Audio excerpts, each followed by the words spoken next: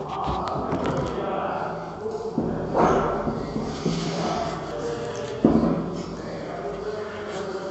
morning, students.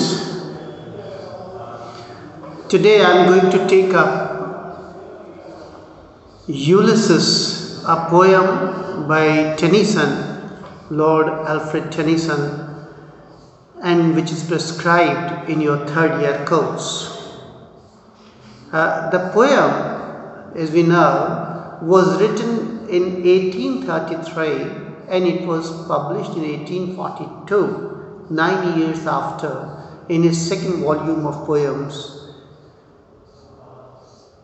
which was well received by the contemporary critics. Tennyson was a Victorian poet. He belonged to the Victorian age, and he represented the age. It is said that he is one of the most representative poets of the Victorian era. Queen Victoria, who had come to the throne of England in 1837. So the major portion of creativity or creative activity by Tennyson was basically done during the Victorian period, and Tennyson is said to voice the hopes and fears, emotions, desires of the Victorian man in his poetry, or through his poetry, through his writings. Ulysses represents a typical Victorian person who is a victim of a tendency to go on and go ahead. He is after progress. He is not satisfied with whatever he has achieved till date. He is out to go in search for more and more and more in his life, and Ulysses represents that Victorian man who is out to search for knowledge, to search for new lands.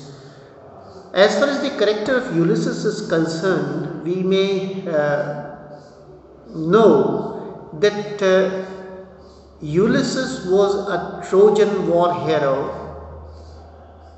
His Greek name is Odysseus, and Homer wrote his Odyssey, Iliad and Odyssey, after him. He was the main hero. He was the king of Ithaca. His wife was Penelope and his son's name was Telemachus.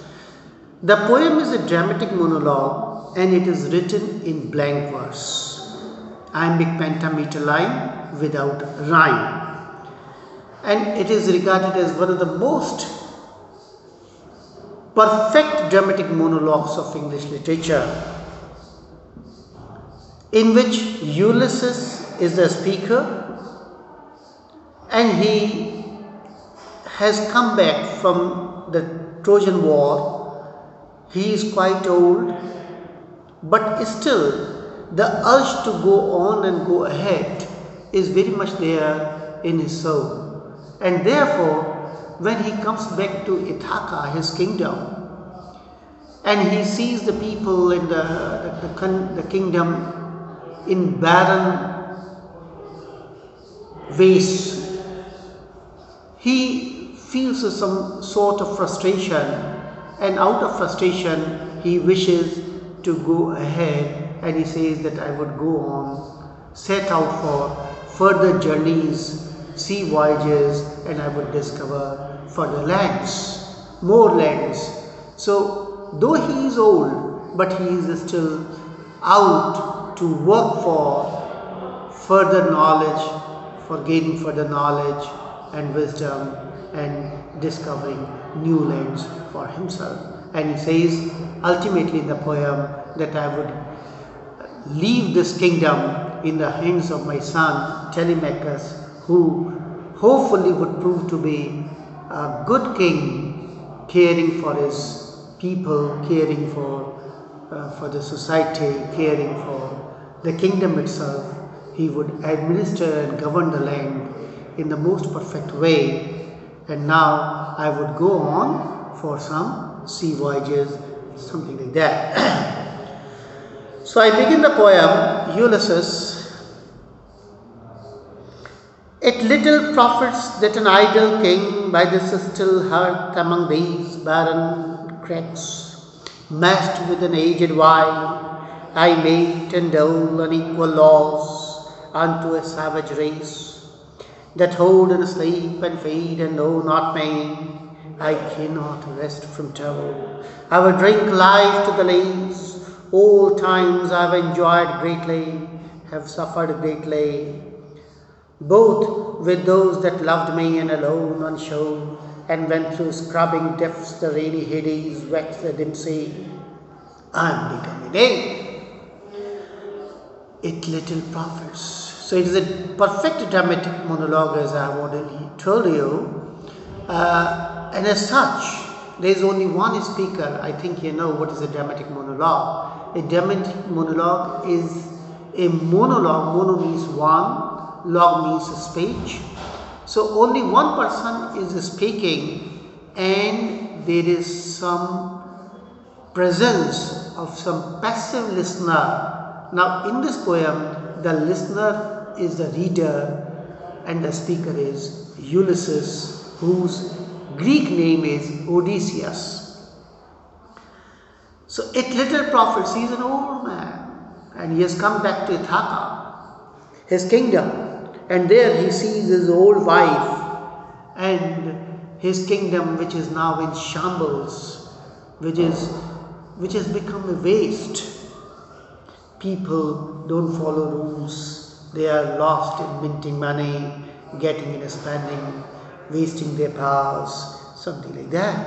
It little profits that an idle king, doing nothing, an old king, doing nothing, inactive, suffering from inertia, idleness. So it little profits that an idle king by this still hearth.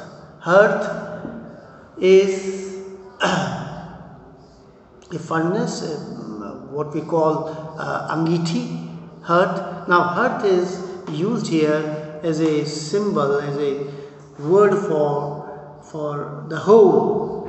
It little profits that an idle king by this still hearth among these barren cracks, matched with an aged wife. I would be just living with this aged wife of mine, Penelope, that was the name, Penelope. Matched with an aged wife, I mate and dole unequal laws unto a savage race. And here I start ruling my people, making laws, unequal laws for my country, for my kingdom.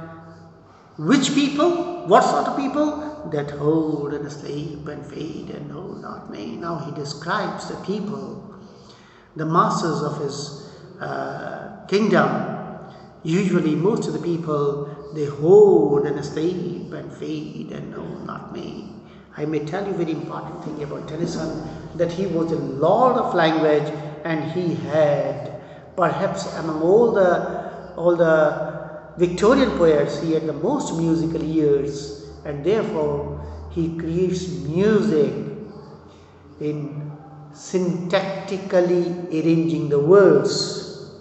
Just say, that hold and sleep and feed and know not me. These people, these masters, general masters, commoners, these commoners that hold and sleep and feed, they are simply wasting their energies in sleeping and whiling away their time in getting and spending, hold and sleep and feed.